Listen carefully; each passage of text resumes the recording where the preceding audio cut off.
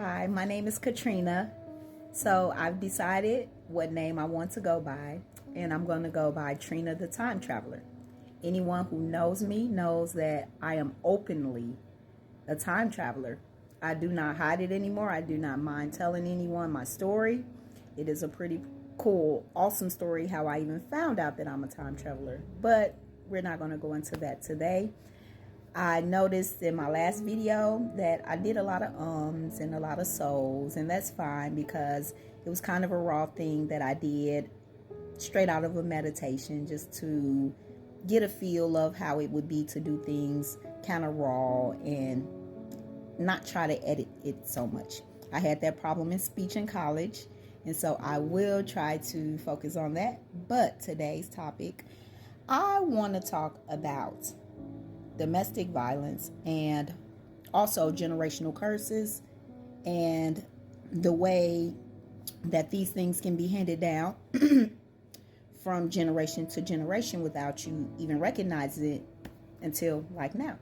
So for myself and my family particular, this is a trigger warning. I don't care. People know. I don't even care if you're in my life at this point. My family was kind of taught like, as women, you fight with your man. Sometimes you get your ass beat. Sometimes he beat your ass.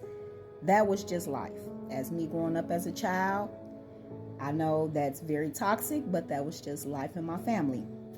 When growing up that way, it taught me how to be very masculine, very aggressive, very short-tempered with men, and not to even tolerate or any type of domestic situations with the individual I'm in a relationship with.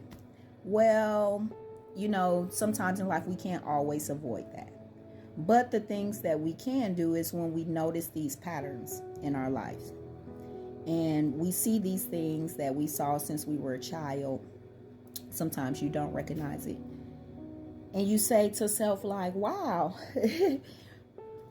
I didn't know that, it would be this way to see love in that type of dark toxicity, demonic energy. And most times people don't even know that they're in it until you're in it. And once you're in it, the thing is, how do I get out? This is how you get out. You even noticing that there is something going on and that there is a problem. That is your first step. I tell a lot of people, most times people, even like in my family, they don't give a shit. Like, they don't care if you got your ass beat. Nobody's gonna call you. Nobody's gonna check on you. Nobody's gonna shoot the nigga up or, go and choke the bitch out. I mean, I'm like, all right, I don't get in grown folks' business. That's the thing in my family. I don't get in grown folks' business. What happens in my house stays in my house. Don't tell nobody about what's been going on into my house because you know this. No. And then at the end of the day, I'm laying up somewhere dead. Like, oh, fuck no. At this day and age, I have 3 daughters. 2 of them are adults at this point. Absolutely not. If there's something that's going on, yes, you let me know what's going on.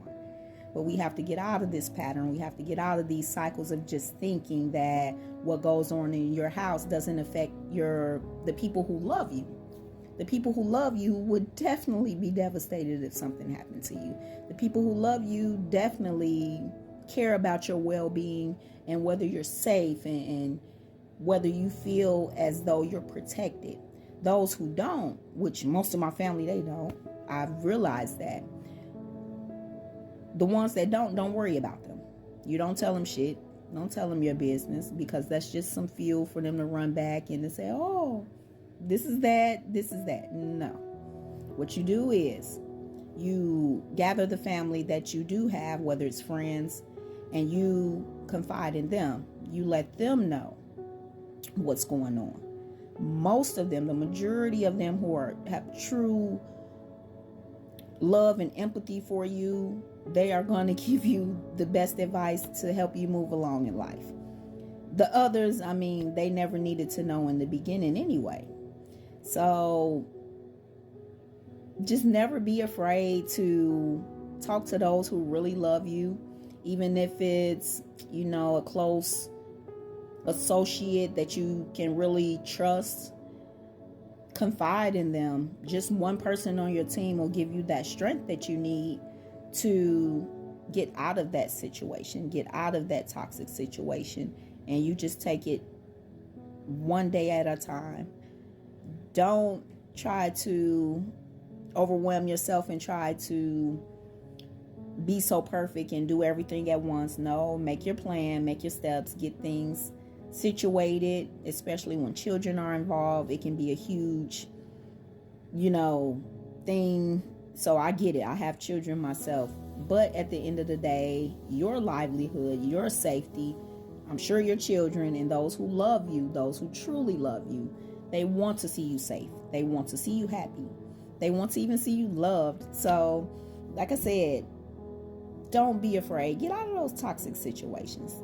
No, those family members and the toxicity of everyone just thinking what goes on in my house stays in my house. That was the worst curse that Black people, especially in my hometown, that was the worst curse that they ever put on us. And I see so many beautiful Black women dying every day because what goes on in their house stays in their house. And they are afraid to tell their mom, or they're afraid to tell their dad, or they're afraid to tell their siblings because their siblings go, leave. Sometimes it's not always that easy. So remember, I love you. Hopefully we can time travel again. Sometimes it's not always my situations, but sometimes it is. And we can learn from each other. I love each and every one of you. Sending peace, love, and blessings and abundance. Ashe.